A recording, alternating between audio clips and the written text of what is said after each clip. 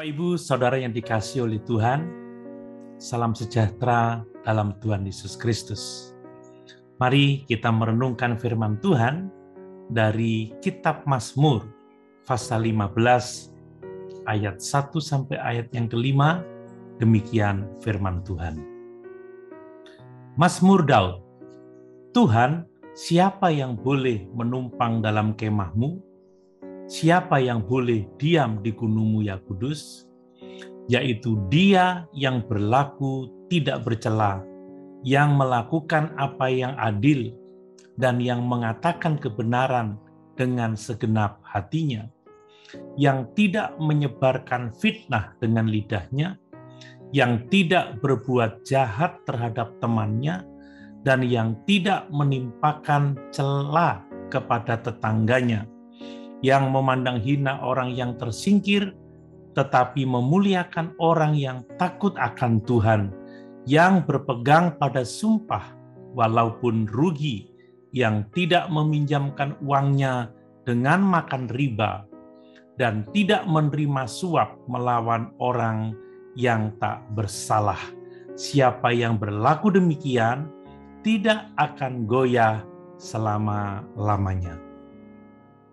Dalam Mazmur ini, Daud menggambarkan kehidupan yang berintegritas, yaitu kehidupan yang ditandai dengan keadilan, yaitu tidak bercela, tidak menerima suap, yang ditandai dengan kebenaran, yaitu tidak berbuat jahat, tidak makan riba, dan yang ditandai dengan kejujuran, yaitu tidak memfitnah dan tidak mengingkari janjinya.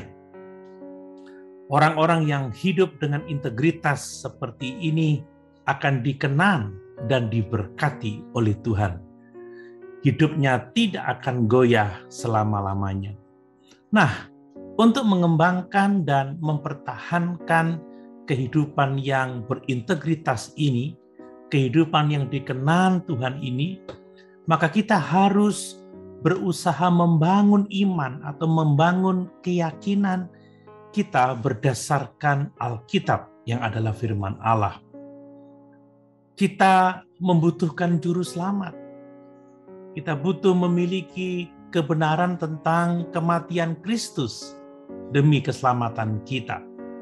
Keselamatan hanya oleh iman dan karunia hidup kekal dari Bapa harus menjadi kebenaran dasar untuk membangun kehidupan yang berintegritas. Saat kita menyelaraskan pemikiran kita dengan firman Tuhan, maka identitas dan prioritas kita akan mengalir dari prinsip-prinsip kebenaran firman Tuhan yang kita terima dari firman-Nya. Yang berikutnya, bahwa kita harus tunduk pada ketuhanan Yesus. Yesus memerintahkan kita untuk menyangkal diri kita saat kita mengikuti Dia.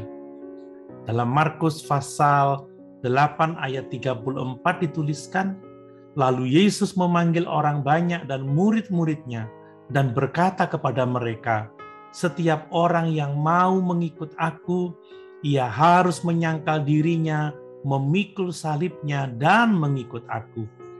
Komitmen sepenuh hati kepada Yesus menolong kita untuk dapat memilih kebenaran daripada hal-hal yang berdosa.